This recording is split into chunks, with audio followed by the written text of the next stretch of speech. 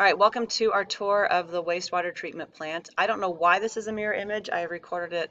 This is my fourth time. I have no clue how to fix this, so I'm sorry. Anyway, I just think as an environmental student, you should know what happens to all the stuff that goes down our drains. So here we go. Um, First of all, the wastewater treatment plant only treats New Prague City water and only the water that goes down a drain. So any home or business that's part of our city water system, so you are in the city limits of New Prague, it also includes the neighborhood around Cedar Lake. Anything that goes down your pipes ends up here. This does not clean storm drains. So water that's filtered down the street or your yard ends up in pipes. Those pipes go to lakes and rivers and streams. So we're only talking about the pipes from a home or a business. So the first step, you can kind of see down here, the water is actually running underneath this vertical conveyor belt. And this conveyor belt just moves down through the water and then back up. There's little fingers on here that act as rakes, and it pulls out any paper products that went down the drain. So use your imagination of all the nasty stuff that could be. Those paper products come out of this tube here, get filled into these garbage bags, and the local garbage company picks it up and takes it to a landfill. Here's a closer look of some of the stuff that they raked out. So step one, city water from your homes in a pipe. We rake out the big chunks. Then we need to get the next size level of chunk. We're going to call those biological macromolecules, and we're going to coagulate them or stick them together with chemicals called ferric chlorides. So these ferric chlorides are added to the water. There's a big mixing tank here. It's about 25 feet deep. It'll stir in all these chemicals and other chemicals. So they do test the water occasionally to see what's coming into the plant, and they might adjust this chemical composition here to meet the needs of whatever they're trying to clean. But the chemicals they add here, the ferric chlorides, help the next size of material coagulate or stick together.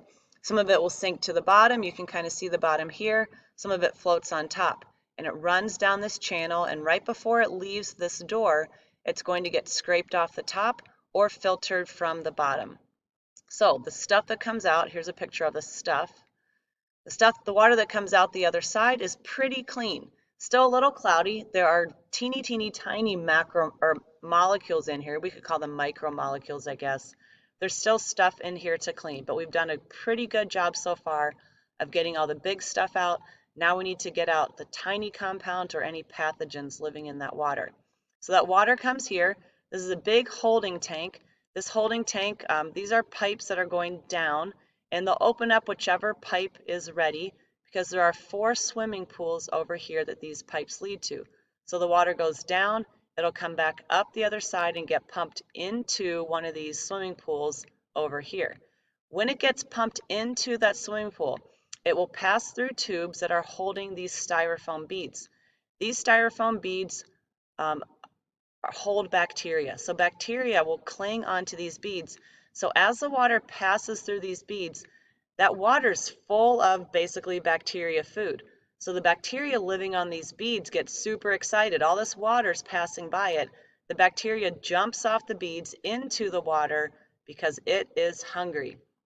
So this water is full of bacteria. The beads are not up here. The beads get held down at the bottom inside these little tubes that have screens on the top. But the bacteria will jump into the water and start eating.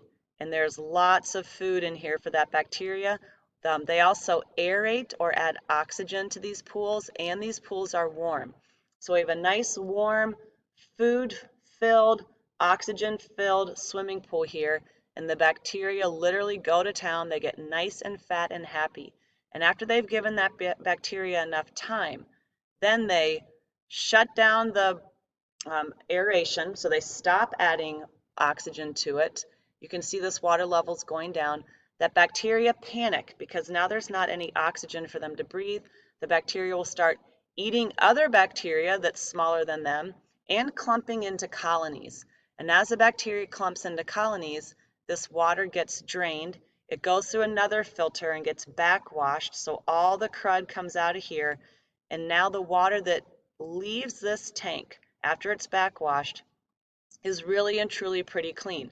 But then it comes here, and it moves through these tubes. So inside these tubes is our last filter system, and the filters in these tubes are going to remove that bacteria or any other pathogens that are still pretty big. So parasites are pretty big, amoeba, things like those, anything that might be in here. Here's a picture of a clean tube that's going to go in here. And if we look at the cross section, these are the teeny tiny capillary tubes that the water passes through. So these are 0.01 microns in diameter. There are 1,000 tubes inside here, and this is probably 5 or 6 inches in diameter. So you have to be a pretty tiny bacteria to still fit into these tubes. And all the H2O can obviously fit inside these tubes. So when the water comes out the other end, when the water comes out this other end, all the little teeny tiny things are now filtered out. They're stuck on the sides here. They'll move out these holes and also get backwashed, and then just clean water comes out the other side. The last step is the water. It's over here. I don't have a picture of it. The water's going to pass through another channel. So there's a channel right here. I'll show you in a second. These are big UV lights that get dropped into the channel. So this one obviously is not being used. These UV lights will kill any bacteria that's still in there or any pathogens. If it doesn't actually kill the bacteria, it makes that bacteria infertile or incapable of reproducing. So the water that comes out. So the UV lights were way back here about 10 feet. I just forgot to take that picture. You can't see anything. You just see water coming down a stream. You can't see where the lights are. But the light gets shined on it. So any bacteria that is invisible here because it's super tiny has been killed or made infertile. And the water that comes out of here is essentially drinking water quality. We aren't going to drink it. It goes down a pipe and it actually gets dumped into the stream that's by the Living Lab. But it is really clean water, cleaner than a lot of cities' drinking water at this point. But we put it back to nature. Nature can use it. Those ecosystem services will clean it even further before it goes down into one of our underground aquifers and then gets pulled back up into our wells. So we are recycling our water. The water that you drink could very well have come from this plant, but then it went down through the ground. We know that the earth will clean our water. It goes down into a well and then could come back up into our city water system. So you might be wondering, what happened to all that nasty stuff that got backwashed or raked out from steps 2 and 3 and 4? It goes into these ovens. So all the stuff that got backwashed comes down these pipes. You can see it right here getting squirted out.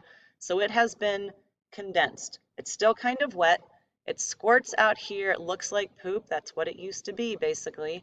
And it goes into an oven and gets dried. So the reason they dried is just to remove that weight of the water. So we have a dry organic compound here that's basically human waste products from both ends, if you want to be nasty. And it goes into these bags and actually goes out to a farmer's field. So our wastewater plant has a relationship with one of our local farmers, not my husband, but this farmer drives his truck over a couple times a year. The wastewater plant will open up these bags, dump it into that farmer's truck. He takes it out to a field and he fertilizes his field with this organic human waste that has been condensed and dried for him. He does have to get approval for which fields he can put it on, and the wastewater plant measures the concentration of chemicals in here so they know exactly what is in this fertilizer, and then they also give that farmer recommendations for how much to use per acre. But it's about 1 bag per acre that this farmer can use, again, on pre-approved fields. But it's free fertilizer. The farmer doesn't have to pay for it because the wastewater plant needs to get rid of it. So this farmer is doing the plant a favor by taking the product. The plant is doing the farmer a product by giving it to him for free. Last picture here, this is the lab where they test the water at the beginning of the process. So we used to have a creamery in town. Milk is full of phosphates, so any extra milk that went down the drain at the creamery, they had to pre-test that water back then because it was so full of phosphate, and then they would change the chemicals they add at the beginning to collect those phosphates. The brewery came into town a couple years ago. They're also dumping lots of yeasty products down the drain. So they had to adjust the chemicals when the brewery came to town. If another brewery moved in town or another creamery, they would have to retest the water. So this lab doesn't get used quite or very often, just when they know there's a change in things that are coming into the city. So that's pretty much it. It is a great job. If you want a very well-paying job that has benefits, a pension, you are working for the city or the state. It's a pretty good deal to work for the government. You don't always make the world's highest salary at the beginning, but the benefits and the pension that come with that, just like being a teacher, we don't make a ton of money, but we have great benefits. We have a really good retirement plan. We get really good vacation and sick days. So same thing here. And they don't have to work weekends, they don't work holidays. They do have to come in and check the plant on those weekends, but they aren't there the whole time. And it's really good job security. This guy did not lose his job during COVID, and there are only 12 people right now in the state that can run a facility like ours. So it isn't a super popular job. It's a pretty crappy job, but if you're looking for safe, solid employment for the rest of your life, you might want to go talk to this guy. His name is Scott Warner. He would really and truly, he would get you excited about this type of career. So I hope you learned something. I hope you found this interesting. Please do the Google form to prove to me that you paid at least a little bit of attention.